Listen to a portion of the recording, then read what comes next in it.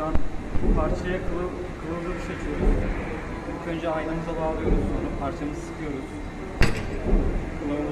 Kılavuzu yağlıyoruz ilk önce. Sonra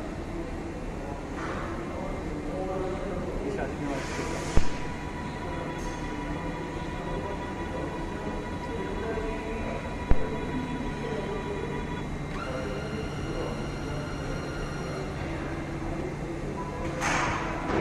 İşlem